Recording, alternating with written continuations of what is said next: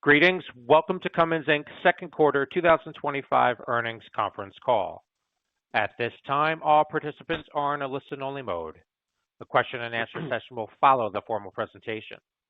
If you would like to join the queue, please press star one on your telephone keypad. If anyone should require operator assistance during the conference, please press star zero on your telephone keypad. Please note this conference is being recorded. I would now like to turn the call over to Nick Ahrens, Executive Director of Investor Relations. Thank you. You may begin. Thank you. Good morning, everyone, and welcome to our teleconference today to discuss Cummins results for the second quarter of 2025. Participating with me today are Jennifer Rumsey, our Chair and Chief Executive Officer, and Mark Smith, our Chief Financial Officer. We will be available to answer questions at the end of the teleconference. Before we start, please note that some of the information that you will hear or be given today will consist of forward-looking statements within the meaning of the Securities and Exchange Act of 1934. Such statements express our forecasts, expectations, hopes, beliefs, and intentions on strategies regarding the future. Our actual future results could differ materially from those projected in such forward-looking statements because of a number of risks and uncertainties. More information regarding such risks and uncertainties is available in the forward-looking disclosure statement in the slide deck and our filings with the Securities and Exchange Commission, particularly the risk factors section of our most recently filed annual report on Form 10-K and any subsequently filed quarterly reports on Form 10-Q. During the course of this call, we will be discussing certain non-GAAP financial measures, and we will refer you to our website for reconciliation of those measures to GAAP financial measures. Our press release with a copy of the financial statements and a copy of today's webcast presentation are available on our website within the Investor Relations section at cummins.com. With that out of the way, I will turn you over to our Chair and CEO, Jennifer Rumsey, to kick us off. Thank you, Nick. Good morning, everyone. We delivered impressive results in the second quarter, led by record performance in our distribution and power systems segments that more than offset continued softening in the North America truck market. The record financial performance from these two segments, along with strong operational execution across our entire company, led to EBITDA increasing 310 basis points year over year, despite North America heavy and medium-duty truck volumes declining 30% from a year ago. I am incredibly proud of our employees' continued focus on meeting customer commitments and delivering our priorities, and I'm confident that our efforts will allow us to continue to operate from a position of strength. Now I will move on to some highlights from our second quarter. Then I will discuss our sales and end market trends by region. Finally, I will provide an update on how uncertainties in our current environment may impact our end markets for the remainder of the year. Mark will then take you through more details of our second quarter financial performance. In the second quarter, we continue to make progress in the execution of our Destination Zero strategy with the introduction of a new product in our power systems segment. Expanding on the success of our acclaimed Centum Series generator sets, we launched the new 17-liter engine platform generator that produces up to 1 megawatt of power.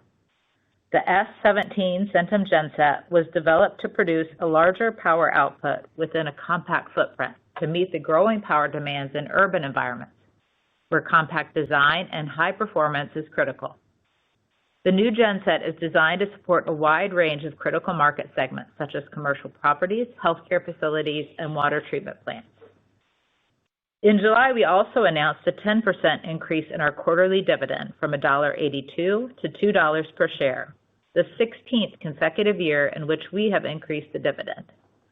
During the quarter, we returned $251 million to shareholders in the form of dividends, consistent with our long-term plan to return approximately 50% of operating cash flow to shareholders. Now I'll comment on the overall company performance for the second quarter of 2025 and cover some of our key markets.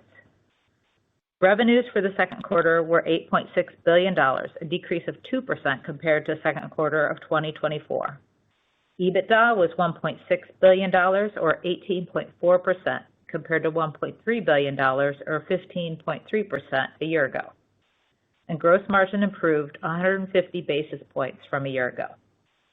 This improvement in profitability was driven by the benefits of higher power generation demand, operational efficiencies, pricing, and lower compensation expenses, which more than offset lower North America truck volumes and the unfavorable net impact from tariffs. We see a marked contrast in demand between longer cycle sectors such as power generation, which also continues to benefit from some well-established secular themes, and declining confidence in some of our more economically sensitive, shorter cycle markets in North America, particularly truck, pickup, and consumer-related markets. We anticipate this contrast will become more pronounced in the second half of the year. Our second quarter revenues in North America decreased 6% compared to 2024.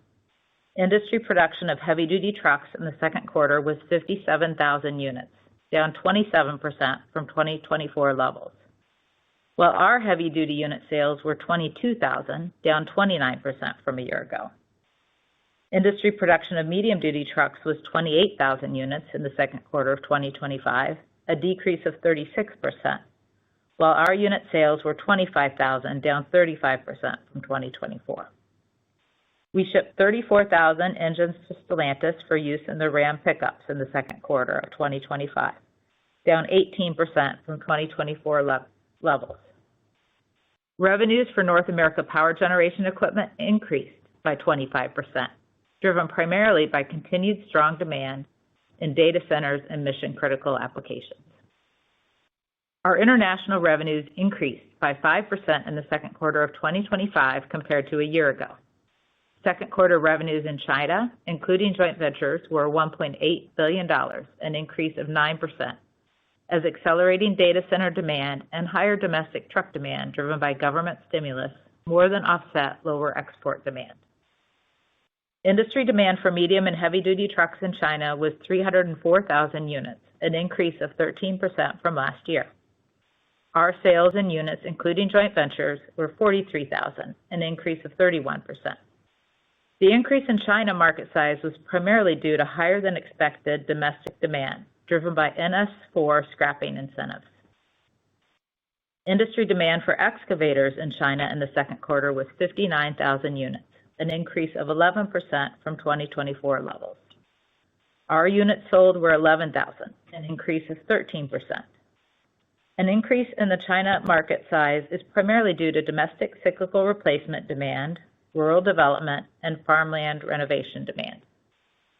Sales of power generation equipment in China increased 32% in the second quarter due to accelerating data center demand. Second quarter revenues in India, including joint ventures, were $699 million, a decrease of 1% from the second quarter a year ago. Industry truck production increased 1% from 2024. Power generation revenues increased 31% in the second quarter, driven by increases in G-Drive and data center demand. To summarize, we achieved impressive results in the second quarter, with record financial performance in our power systems and distribution segments.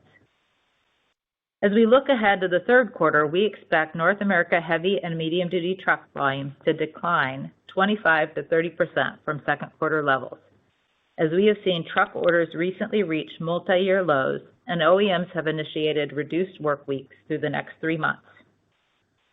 The duration of this reduced demand in North America truck markets will largely depend on the trajectory of the broader economy, the evolution of trade and tariff policies, and the pace at which regulatory clarity emerges. Despite the challenges in the North America truck markets, we have the benefit of operating a diversified global business and expect continued strength in our power generations market, in addition to stability in our aftermarket and industrial businesses. Tariffs are undoubtedly having an impact on Cummins, our suppliers, customers, and the end users, creating uncertainty over freight activity linked to the movement of goods and increasing costs. We did experience increasing tariff costs in the second quarter. However, as anticipated, we did not see the full impact of the current policies as supply chains work through existing inventory. We've been active in our efforts to mitigate tariff exposures and negotiate agreements with customers that position us to enter fourth quarter near full recovery. Additionally, although we primarily produce engines and gensets in the markets where we sell them, we are further mitigating our efforts by continuing to evaluate and implement dual sourcing where possible and economically viable for our supply base and component manufacturing. As we navigate these uncertainties, we will continue to maintain discipline by managing our costs while continuing to invest to meet our critical priorities so that we are well positioned as markets recover. In summary, we had a strong second quarter performance that demonstrates the earnings potential of Cummins at a time when demand in North America and China truck markets sits at weak levels. While we expect demand in North America truck markets to decline significantly in the third quarter from second quarter levels, we remain well positioned with an experienced leadership team that has demonstrated capability in managing through periods of uncertainty. And we will maintain our focus on our customers, employees, and shareholders. I'm confident that we will further raise our performance when markets recover and look forward to reinstating guidance when some of the uncertainty has subsided. Now let me turn it over to Mark. Thank you, Jen, and good morning, everyone. The highlight of the second quarter is our strong profitability delivered in the face of global uncertainty. Our revenues were $8.6 billion, down 2% from a year ago. Sales in North America decreased 6%, while international revenues increased 5%. EBITDA was $1.6 billion, or 18.4% of sales for the quarter, compared to $1.3 billion, or 15.3% of sales a year ago. The higher EBITDA percentage was driven by higher power generation demand, strong operational efficiencies, positive pricing, and lower compensation expenses, which were partially offset by lower North America truck volumes and the unfavorable impact of tariffs on all of our operating segments. Now we'll go into more detail by line item. Gross margin for the quarter was $2.3 billion, or 26.4% of sales, compared to $2.2 billion, or 24.9% last year.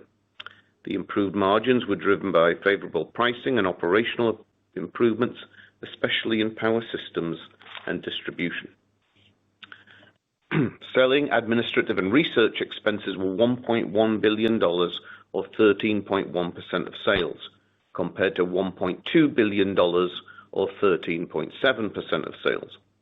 Lower compensation costs, primarily variable compensation, benefited both gross margin and operating expenses and the financial performance of all operating segments year over year. Joint venture income of $118 million increased $15 million from the previous year, primarily driven by higher China volumes within our engine business as demand improved compared to a weak 2024. Other income increased to $49 million positive compared to negative $3 million from the prior year, driven by the positive impacts of foreign currency valuation and gains on investments related to company-owned life insurance. Interest expense was $87 million, a decrease of $22 million from prior year, primarily driven by lower weighted average interest rates, partially offset by higher debt balances. The all-in effective tax rate in the first quarter was 24.2%, including $3 million or 2 cents per diluted share of favorable discrete tax items. All-in net earnings for the quarter were $890 million, or $6.43 per diluted share, compared to $726 million, or $5.26 per diluted share a year ago. Operating cash flow was an inflow of $785 million compared to an outflow of $851 million a year ago, with the difference mainly driven by the $1.9 billion required by the previously disclosed settlement agreements with the regulatory agencies, which flowed out in Q2 last year. Excluding the settlement, operating cash flow was an inflow of $1.1 billion a year ago. I will now comment on segment performance and provide some comments for the remainder of 2025. For the engine segment, first quarter revenues were $2.9 billion, a decrease of 8% from a year ago. EBITDA was 13.8%, a decrease from 14.1% a year ago, as weaker North American truck volumes were partially offset by pricing related to the launch of updated products in light-duty markets, operational efficiencies, and higher joint venture income in China. Components revenue was $2.7 billion, a decrease of 9% from a year ago. EBITDA was 14.7% compared to 13.6% of sales a year ago, as lower product coverage costs, operational efficiencies, and pricing more than offset lower on-highway demand in North America. In the distribution segment, revenues increased 7% from a year ago to $3 billion. EBITDA was a record $445 million and improved as a percent of sales to 14.6% compared to 11.1% of sales a year ago, driven by higher power generation, strong parts demand, and overall improvements in gross margin. In the power systems segment, revenues were $1.9 billion, an increase of 19% from a year ago. EBITDA dollars were also a record at $433 million, rising from 18.9% to 22.8% of sales, driven by strong volume, particularly in data center applications and other mission-critical applications, favorable pricing, and a continued focus on productivity and other operational improvements. Accelera revenues decreased 5% to $105 million as increased e-mobility sales, mainly to bus customers, partially offset lower electrolyzer installations. Our EBITDA loss was $100 million compared to an EBITDA loss of $117 million a year ago, reflecting a lower cost base resulting from the actions we took in the fourth quarter of 2024. In summary, we delivered strong profitability for the second quarter as a result of improved operational execution across our business that more than offset weaker demand in North America truck markets. For the third quarter, we expect North America truck demand to sharply decline from second quarter levels, as recent truck orders are at multi-year lows driven by uncertainty due to trade tariffs, product regulation, and caution about the prospects for freight. Since our last earnings call, we've seen a steady stream of updates from our OEM customers extending the number of production down days through the third quarter. We view current order levels as unsustainably low, but immediate catalysts for recovery are not yet clear. We have not yet felt the full impact from tariffs, and there is still uncertainty about duration and ongoing levels, which was highlighted again last week with the flurry of new announcements. It remains to be seen what impact this will have on business confidence and the demand for capital goods beyond trucks. We've worked hard to mitigate the impact of tariffs, and while negative to profitability in the second quarter, we should enter the fourth quarter close to a price-cost neutral position with regard to tariffs. As you saw in our second quarter results, Cummins is in a strong position to navigate through this uncertainty. With our industry-leading portfolio of products and our global network, we are well placed to support our customers. While we expect the coming months to be much more challenging, primarily for the engine and components segment, we are staying focused on our strategic priorities, whilst also taking actions in the short term to reduce costs and lower inventory. We look forward to reinstating our outlook when the economic picture becomes clearer, and we are confident that as markets recover, we will continue to raise our performance as we have clearly done in the first half of this year. Thanks for joining us today, and now let me turn it back over to Nick. Thank you, Mark. Out of consideration to others on the call, I would ask that you limit yourself to one question and a related follow-up. If you have an additional question, please rejoin the queue. Operator, we are ready for our first question. Thank you. We will now be conducting a question and answer session. If you would like to ask a question, please press star one on your telephone keypad. A confirmation tone will indicate your line is in the question queue. You may press star two if you would like to remove your question from the queue. For participants using speaker equipment, it may be necessary to pick up your handset before pressing the star keys. As a reminder, we do ask that you please limit yourself to one question and one follow-up question. Our first questions come from the line of Stephen Volkmann with Jefferies. Please proceed with your questions. Great. Good morning, everybody. Thank you for taking the question. Seems like you have a little bit of feast and a little bit of famine here, so I'll focus on the feast, if that's all right. Power systems. Let's talk about power systems. Big margin there, obviously much higher than I think we expected. I know you've been doing a lot of work on this over the past few years, Jen, but at the end of the day, I'm curious if you think that is sort of the right margin level that we should be thinking about as we start modeling forward. Is that sustainable, or was there anything in there that we should be aware of? Yeah, thanks, Steve, for the question, and really pleased with the performance of the power systems business. As you noted, we started a couple of years ago on a journey to really improve operational performance and really coupled with the strong and growing demand in the power generation market has really benefited that business. So we've made many of the steps in really better leveraging the capacity that we have and trying to improve throughput and operational performance. And frankly, the team has outperformed in terms of the efforts for that, and that has led to the really strong margin improvement that you've seen over the last couple of years.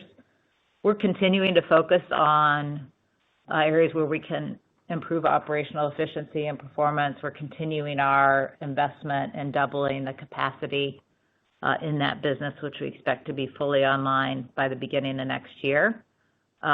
So I think the pace of improvement has probably stabilized, but we will certainly continue to work on operational efficiencies and delivering value to our customers and being able to price for that and drive that mentality across all of our businesses.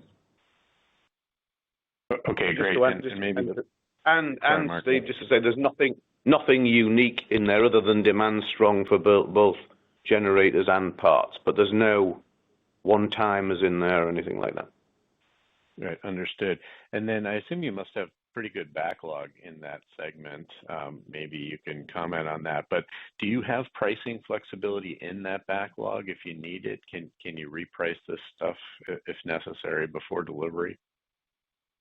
Yeah, we have backlog out about 2 years in that business, and so continue to see strong demand, strong backlog, and we've been working with customers where we have backlog on the tariff recovery and made some progress there. So typically, we're not repricing beyond that in existing orders that we've taken. We price in aftermarket as the market moves, and as I said, working on tariff recovery across all of our businesses. Thank you. Our next questions come from the line of Angel Castillo with Morgan Stanley. Please proceed with your questions. Hi, good morning. Thanks for taking my question, and congrats on another strong quarter here. I wanted to ask a little bit of a bigger picture, sticking to the kind of power systems dynamic. Back at your Investor Day last year, you quantified that total data center, I think, business was $1.4 billion, I think, in sales, and that you were kind of 23% of the, I think, $6 billion global market for data centers. I think at the time you also kind of noted that would be a $2 billion sales for you in 2026 and maybe a $9 billion market. I know it's difficult to quantify, and it's crazy at 2026 starting next year, but I guess could you just comment on that? How are you seeing your business growth and demand and market share ultimately evolve toward that kind of $2 billion top line, and or kind of where are we in terms of the size of your business within data centers? Yeah, thanks for the question. So, we are continuing to be very well positioned. We think the combination of our products, and we've launched the Centum series. We've continued to add some products, but the larger ones of those are quite popular in data centers, coupled with our distribution business provides Cummins an advantage. So we're a strong player in a growing backup power provider to data centers. We feel like we continue to maintain that position and take advantage of new products and capacity investment. Expect this year to be pretty stable in the second half with typical seasonality, but as I said, we'll have some additional capacity coming online as we go into 2026. That's helpful. I guess, is it fair to assume then that $2 billion is still kind of the way to think about 2026? Yes. Yeah, there's been no change in enthusiasm for demand. Yep. Thank you. Our next questions come from the line of Jamie Cook with Truist Securities. Please proceed with your questions. Hi, good morning. I guess what struck me about the quarter is your margin performance, even with, North America truck going through a correction. So I guess the two areas that stuck out to me besides power systems was your distribution margins, which I'm assuming is getting the benefit of power. Are margins moving structurally higher there just because of the benefit that you get from the power system business? And then also on the component side, you were able to improve your margins despite sales declines. I think you noted lower product coverage. Is there any way you could quantify that? Just trying to think about, the implications for margins in the back half. And then I guess my second question, Jen, just relates to sort of, the cycle. Like in North America, obviously we're seeing a big correction in 2025, lack of pre-buy. Based on what you're hearing from your customers, how are you thinking about, North America in 2026 and in 2027? Thanks. Yeah. Morning, Jamie. I'll start on the margin question. So on distribution, yes, the benefits of power, the benefits of strong parts business, and then we've got positive pricing in the distribution business as well. So all of those have combined to make for very positive results in distribution overall. Yes, in component, it's not reasonable to expect on significant continuing declines in truck volumes that we can maintain margins in the short run. We expect, obviously, margins to improve over the long run in engines and components. But you're right, we called out the product coverage numbers because that was a tougher quarter a year ago and a much cleaner quarter just within the components. For the company overall, there really wasn't much difference in the product coverage numbers, but for in the component segment, that was probably worth something like half a point. That was not a one-time, it was more the absence of a problem from a year ago than something that's special that happened in this quarter. But just to be clear, given the rates of decline here in the third quarter from second quarter in engines and components, we should expect that there's going to be a negative impact on the profitability of those two segments. Okay, thank you. And then Jen, just on the cycle? Yeah, on the cycle, Jamie, it's there's a number of typical factors and then some atypical factors that we see influencing the truck cycle. So spot rates continue to be low. Economic demand isn't really growing for customers. Interest rates are still higher. And while the age of the fleet on average has gone up some, we still are seeing that kind of normal cyclical down in the truck market, which then had it on top of it, this uncertainty around tariff policy, the impact that's going to have on price of trucks and regulatory uncertainty, which means customers are really just holding, waiting to see what happens, get more stability and clarity on orders. And in Q2, build rates held up okay. We saw some softening, but as Mark noted, we're seeing a lot more down days and our customers and us restructuring in our plants in anticipation of a much weaker Q3. How long will it last is a little bit hard to predict. The optimistic Jen would say we get more tariff clarity and stability in Q3 and more certainty on regulation. We still believe today that we'll have 27 NOx regulation, and if we do, then that will likely drive demand back up. But it's uncertain right now. We're working closely with the EPAs to try to push for clarity and help them understand levers that they may have to reduce the total cost impact of that, in particular longer emissions warranty. But it's really hard for me to predict. So the pessimist says it drags out longer, and that's part of why we're not giving guidance, is it's just really difficult to predict. And the pessimist sat next to her will just point out that more years than not, Q4 is not particularly stronger than Q3. So we're hoping for that. That would definitely help all industry participants, but we need to see a significant change in the momentum. The momentum for orders to us, for engine systems, is down, obviously, clearly down. Thank you. Our next questions come from the line of Rob Wertheimer with Melius Research. Please proceed with your questions.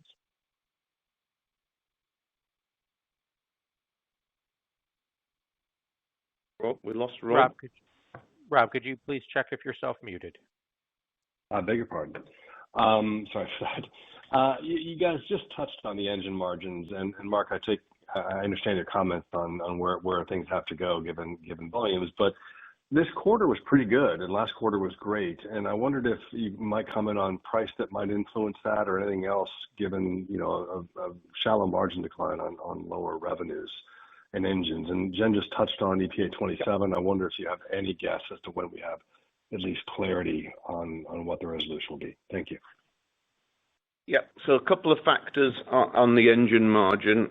We called out in prior quarters because it's been a running theme. As we've launched new models in the light duty segment, we have raised prices. Product quality has been very stable and positive. And then China, I don't want to get people overexcited on China, but stepped up a little bit from weaker levels. Now the engine business benefits a lot from the joint venture earnings in China, which are a little bit higher. So all those factors, and then when we say strong parts, that's flowing through the engine business and power systems generally. So all those were factors, but the pricing primarily on new engines was around light duty. I'll just add, we have had the focus on operational efficiency, come in through a couple of years. We had a lot of supply disruption and high demand. We've had a focus on really just improving the fundamentals of how our business operates and how our plants operate. And then we did do some targeted restructuring last year to optimize how our business operates and took advantage of the softening that we started to see last year to do that. So you're seeing some benefit of that across the company as well. Okay. Thank you, Jennifer. Thank you, Mark. You're welcome. Thank you. Our next questions come from the line of Tim Thein with Raymond James. Please proceed with your questions. Thank you, and good morning. The first question was on the power gen business, and I guess more domestically, this kind of speed to power theme is gaining a lot of momentum and traction in terms of operators that want to get power access quickly, and just given the long lead times for industrial gas turbines, it seems like you're starting to see and hear a little bit more of operators that are looking to leverage recips as a way to kind of gain off-grid primary power. And I'm just curious if that's something that Cummins has seen or is expecting to see. Maybe just a comment on that. Yeah, I mean, I think, the trend certainly is need for more power, challenges of getting that power. Today, we are still primarily positioned in backup power. Certainly strategically, we're looking at, where we want to position ourselves for the future as that demand for power continues to exist, but it's not and really meaningfully impacting our business today or in the near future. Right. Okay. All right. Understood. And then just on distribution, I can remember years ago when double digits was talked about as kind of the aspirational target there. I'm just curious, is the power gen business obviously has been growing for some time. Are there more, just as the power demands increase and maybe as the data centers are consuming more and more power, is that bringing along more services and more kind of ancillary type revenues with those installations such that business carries higher margins, or would that all be kind of reflected in power systems margins? I'm just curious, as the parts part of distribution as a percentage has continued to decline, which I would think would be dilutive to the margin. So maybe just a comment on that would be helpful. Thank you. I think yes, you're right. Any of those services and other things would show in distribution, not in power systems. But I think what lies beneath the surface a little bit, Tim, is just a more broad-based improvement in our international operations. I do also remember vividly those double-digit margin targets when we set them. There's been dramatic improvements in an area like Africa where we had high growth aspirations that quite frankly, had some risk management issues and execution issues early on. Those are long behind us. So I think we've really more broadly improved the operational effectiveness and profitability focus outside North America, in addition to improving North America. So I think it's a more broad-based phenomena that's really driven the results. But typically in the power generation market, if we're doing backup power, then there's minimal aftermarket parts demand, but the distribution business can do additional content on the installation and benefit from that work with the customer. Thank you. Our next questions come from the line of David Raso with Evercore ISI. Please proceed with your questions. Hi, thank you. I know you don't want to give guidance, but I am curious just directly to ask, the EBITDA margin for engine in third quarter, fourth quarter, how are you thinking about that relative to, we've been above 13% now for a while, haven't been below 12, 11% since, I think late 2021. And you mentioned the JV income maybe a little bit better as an offset. It's obviously more impactful the lower the consolidated revenues are. Just because people are going to look at sort of at least a thought process of a bottoming truck in the next few quarters when it comes to margins, and then sort of go from there on how to think about 26 earnings. Can you give us any quantification of how to think about the EBITDA margins and engines in the third quarter or back half of 25? Thank you. Yep, we spend a lot of time staring at that, as you can imagine. And what I would say is I don't see a lot of momentum. China's improved off a very rough bottom, but we're going to come under pressure here in the second half. What I'd say is, whilst the margins are going to go down, clearly, there's nothing structural about that. The volumes are going to go down significantly. I think if we looked on a full year basis, we might see there's no reason to see why the decrementals are very different on a full year basis from prior cycles, but clearly for engines and components, they're going to come under significant pressure. And just to give a bit more technical, not to be negative, just to give the facts. We already know how many engines we produced in heavy and medium duty truck in July. We can see the order build rate for August. It's going to be very depressed, as Jen said, down 25 to 30%.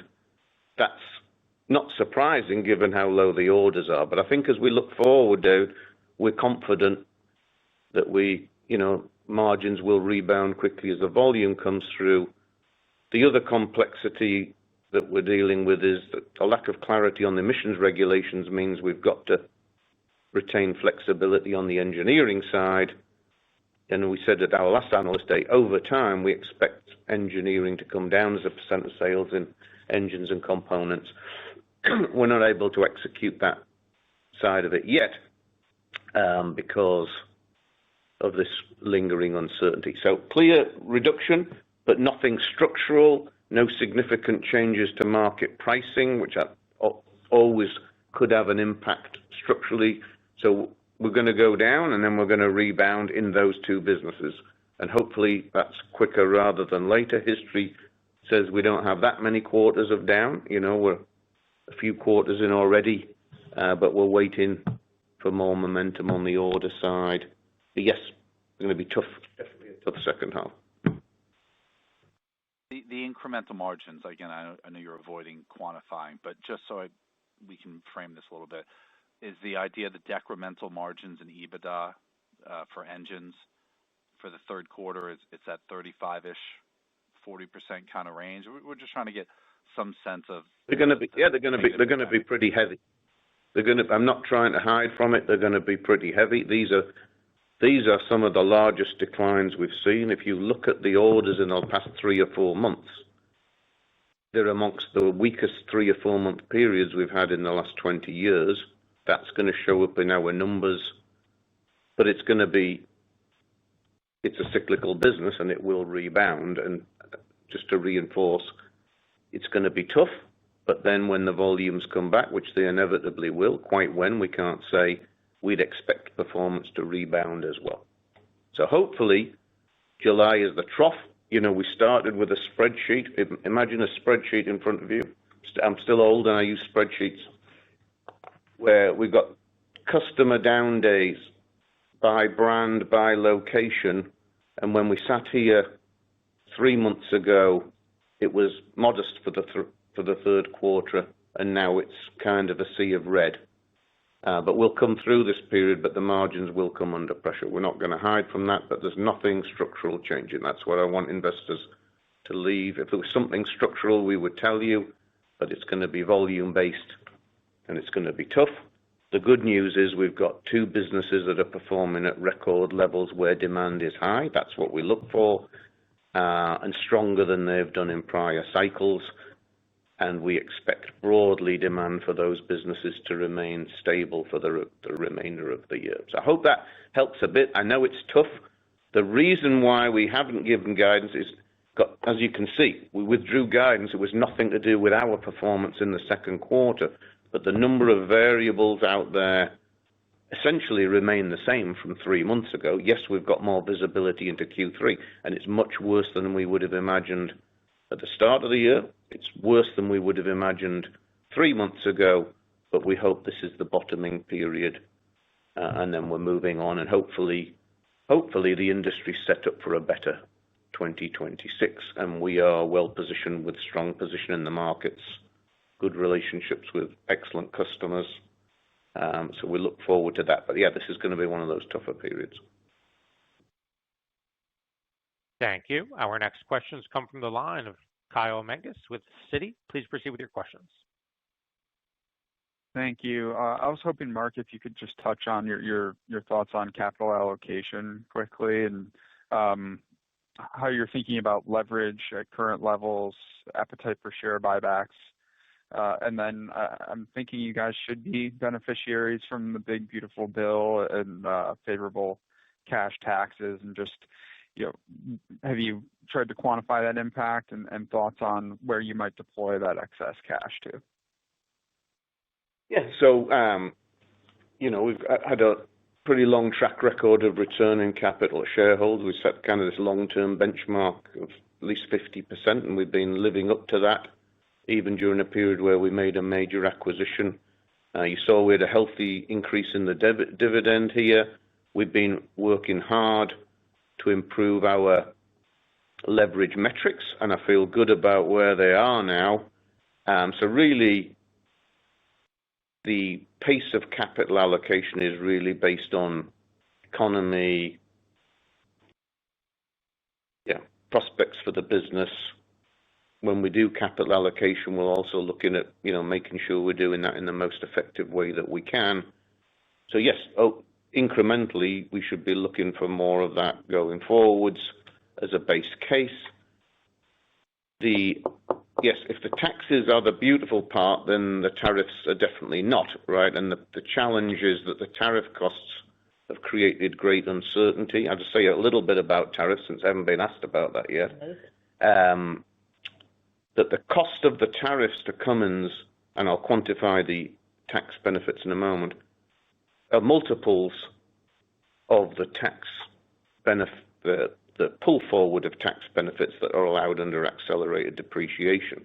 And whilst we've done a pretty good job in mitigating tariffs, it's placing a significant burden on the industries and all the participants that we play on. So all that weighs into all this calculus of liquidity, capital allocation.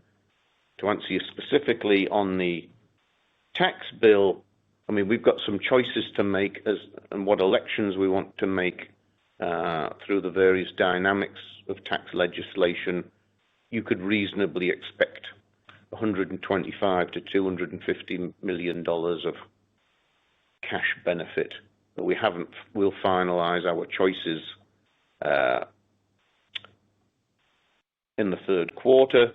In taxes, inherently some strange trade-offs where cash benefits today can be negative for long-term tax rates, and then we are quite a relatively complex global business, so we've got to think all of that through. So I would say on the margin, could that be like 5 to 8% of our operating cash flow for the year? Yes. Does it fundamentally change any of our business plans for this year? No. We've invested a lot in North America to meet the upcoming emissions regulations, and quite frankly, we're looking for some clarity to be able to deploy that capital effectively with our new products going forward. So we're not rushing to spend more capital here.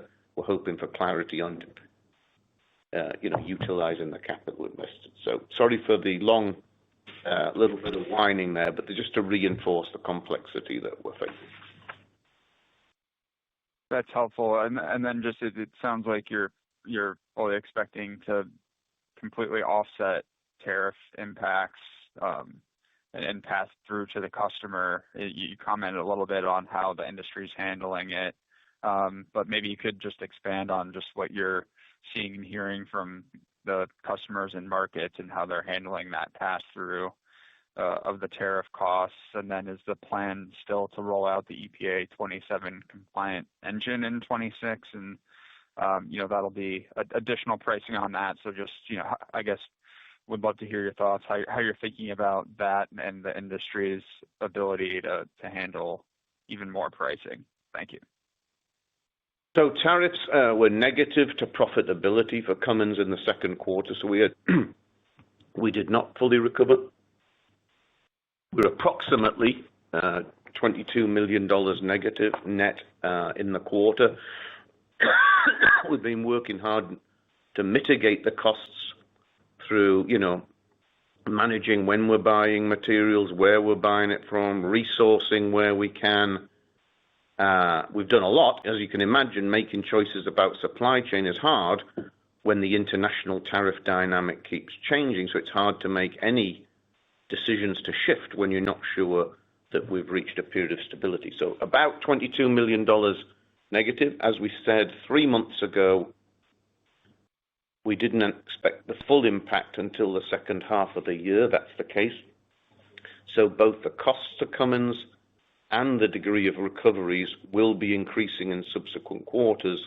We expect to enter Q4 on a much closer to price cost neutral on tariffs starting in the fourth quarter. But there's a gap in Q2, will be a gap in Q3, Q4 will get close. But it's hard to underestimate the amount of resources and time that this is consumed amongst all industry participants.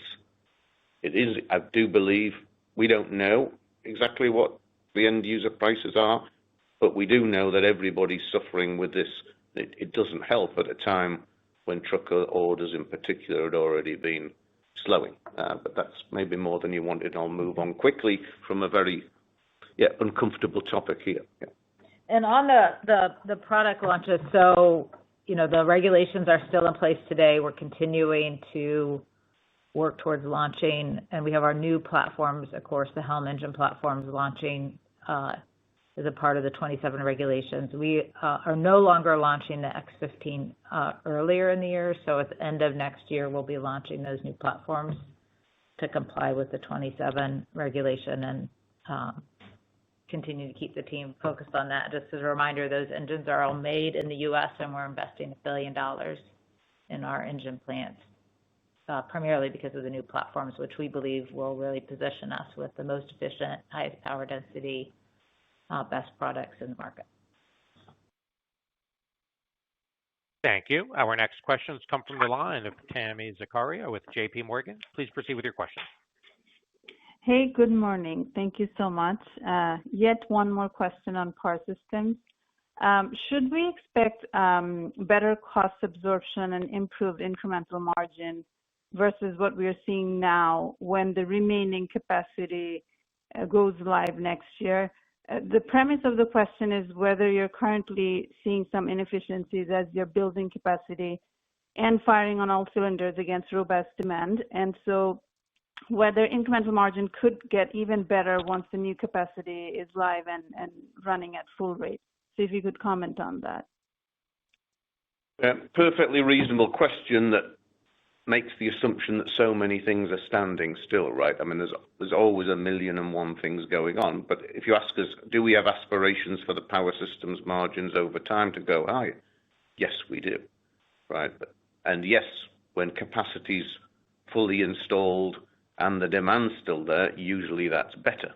But, there's a lot of variation. We don't just make one engine in one facility, a lot of differences by end market and region. But just to be clear, do we expect over time, not, what's been nice to see is this consistency now of higher performance quarter on quarter. Yes, we still think there's plenty of things to work on to take us high. We don't expect dramatic changes for the remainder of this year. Revenue should be relatively range bound. But as we go forward, yes, after absorbing investments, we'd hope to do better, all other things being equal. Great. Thank you. That's all I had. Thank you. Thank you. Our next questions come from the line of Steven Fisher with UBS. Please proceed with your questions. Thanks. Good morning. Just wanted to start on power gen. You mentioned that you have backlog out 2 years. I'm assuming that's for the largest engines. Just curious what the lead times are on some of those. And obviously you have the capacity coming online fully next year. How does that affect the lead times that you see there? Yeah, so obviously as we're taking orders, we're considering the incremental capacity that we'll have coming online next year. So we are taking orders out in the 27 timeframe now from our customers. If we have any movement in terms of current order backlog and order demand, we reallocate those slots and we'll work with our customers to do that. But if you want, in particular, the larger engine orders today, I'm happy to put you in the queue in 27 for that. Okay. And then sorry to ask a follow-up on the uncomfortable topic, but in terms of the Q4 tariffs, you mentioned that you expect to kind of be price versus cost neutral there from customers. Is that sort of just contractually what you have embedded in these new agreements, or is there a negotiation that has to happen there? Just curious how that should play out. It is not contractual, and so in most cases we've been out actively negotiating with our customers on a tariff recovery timeline. Thank you. Our next questions come from the line of Noah Kaye with Oppenheimer & Company. Please proceed with your questions. Thanks. Wanted to tie together a couple of points you mentioned earlier. I think, Mark, you highlighted that maybe engineering spend intensity is being negatively impacted by the uncertainty around the regs. And then, Jen, you mentioned some actual launch pushouts. So can you help us understand just operationally how your engineering and technology strategy are being affected at this moment? I mean, are you doing sort of redundant or duplicative engineering development for a variety of outcomes? Just trying to get a better handle on how you're navigating the uncertainty. So the majority of the work we're doing is focused on these new product launches. And so you've got a peak of investment in research and development as well as capital, a lot of it going in ahead of that launch at the end of next year.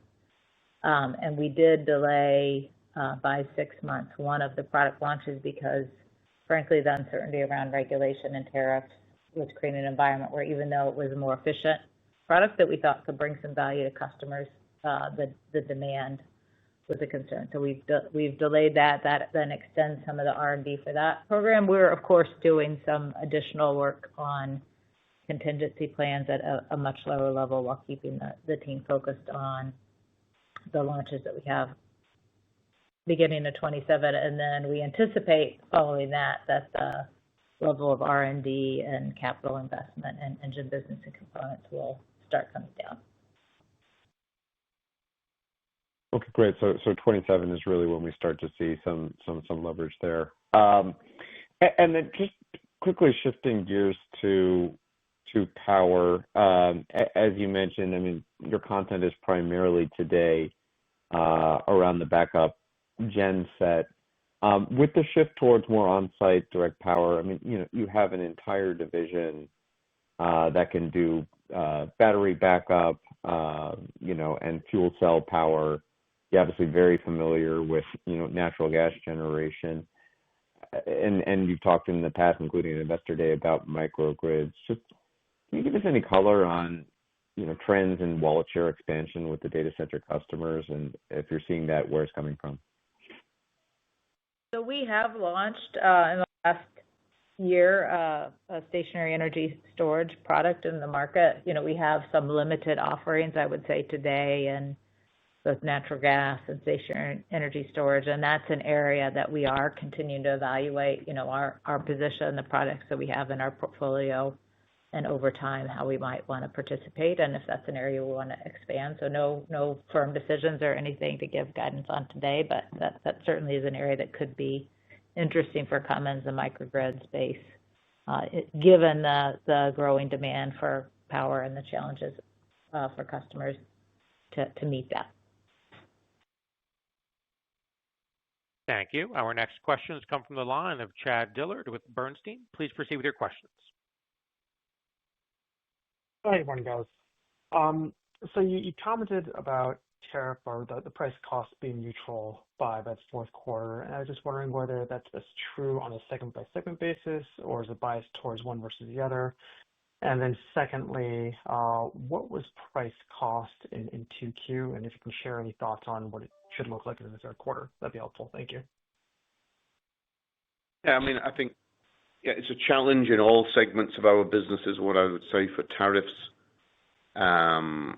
with the engine business and components probably absorbing more than the rest of the company, but not dramatically different. Price cost overall, when we weigh in, the actions that we've taken on parts, the actions that we've taken on light duty engines, some of the improvements in power systems. If I ignore tariffs, then we were about 1.2% improvement overall across all the businesses, remembering that's a big step up in power systems and distribution in particular. Got it. That's helpful. You can see that the engine business and components margins were down or flat. Ex product coverage, not improved. And secondly, just on Accelera, just recognizing that we're in, I guess, a new regime when it comes to like alternative powertrains. I guess, how are you thinking about the growth trajectory, particularly maybe more so on the electrolyzer side, and then like the path towards the long-term profit targets that you set out? Has that changed?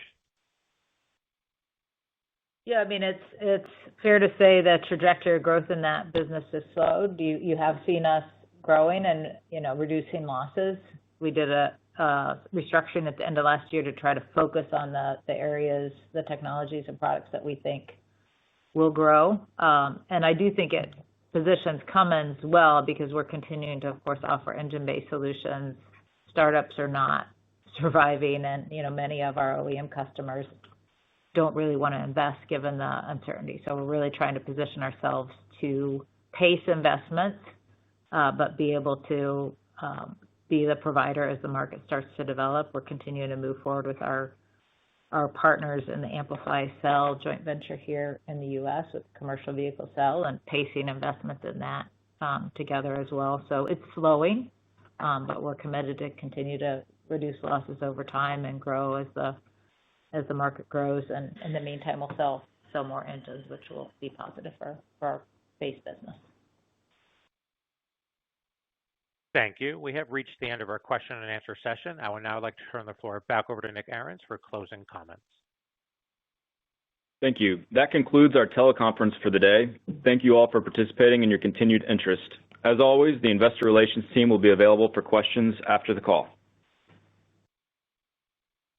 Thank you, ladies and gentlemen. That does now conclude today's teleconference. We appreciate your participation. You may disconnect your lines at this time. Enjoy the rest of your day.